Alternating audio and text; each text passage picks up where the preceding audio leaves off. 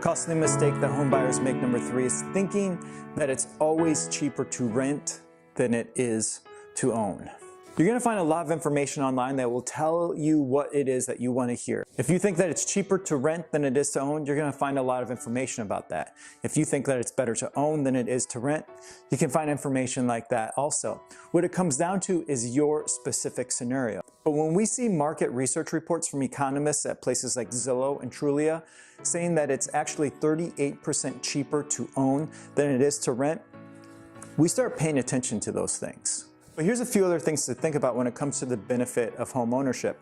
And we're not just talking about that you get to paint the walls and put up pictures and do what you want with that property. Number 1 is that it gives you a lot of security.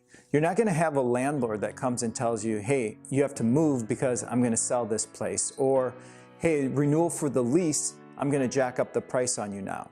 This is one of the biggest things that you have to look at when comparing renting to owning, is not just the short term, but the long term. Rent is going to keep going up and up and up. Think about this. Are you paying more for rent than you did a year ago, or 2 years ago, or 3 years ago? One of the benefits of having a mortgage is you lock it into place. So you might not feel that benefit now. You might not feel that benefit next year or the year after. But just imagine 3 years from now, you're still paying the same amount. 5 years from now, 7 years from now, 10 years from now. This is why the net worth of homeowners is $225,000 when the net worth of renters is $5,000. That ability to get ahead over time. Another big benefit of renting versus owning is some of the write-offs that you get with it. So you can't just compare apples to apples when it comes to owning to renting. It's more like comparing apples to oranges. Look at all the benefits that you get, including your taxes and the write-offs that you get, instead of just paying the landlord.